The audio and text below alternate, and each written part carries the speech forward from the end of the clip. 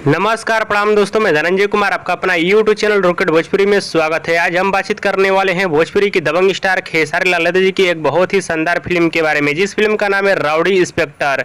इस film को TV पे कब तक चलाया जाएगा, इसी के बारे में आप सभी को बहुत ही बड़ी खबर देने वाला हूँ इस वीडियो में। हाँ तो दोस्तों, इस वीडियो को लास्ट तक देखते रहें और जो लोग मेरे चैनल को अभी तक सब्सक्राइब नहीं किए हैं वो लोग कर लें, क्योंकि हमारे चैनल पर भोजपुरी का हर खबर सबसे पहले आता है। जैसे कि आप सभी को पता ही होगा, भोजपुरी की दबंग स्टार खेसारी लाल यादव जी की फिल्म राउडी इंस्पेक्टर को हाल ही में रिलीज किया गया था सिनेमाघरों में, और ये फिल्म सिनेमाघरों में बहुत ज्यादा धमाल भी मचाई और भोजपुरी दर्शकों को काफी ज्यादा पसंद भी आई, क्योंकि पहली बार इस फिल्म के स्टार कास्ट में थे भोजपुरी की दबंग स्टार खेसारी लाल यादव और मेघाश्री।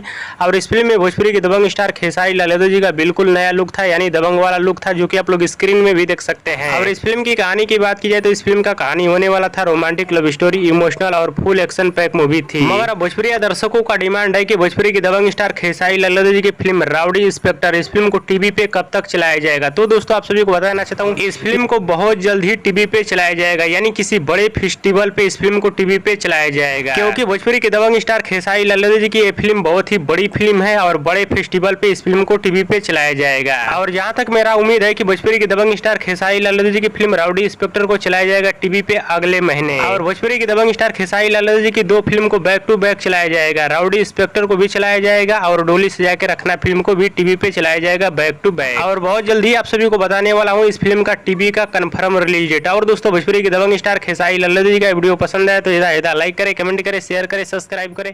धन्यवाद दोस्तों।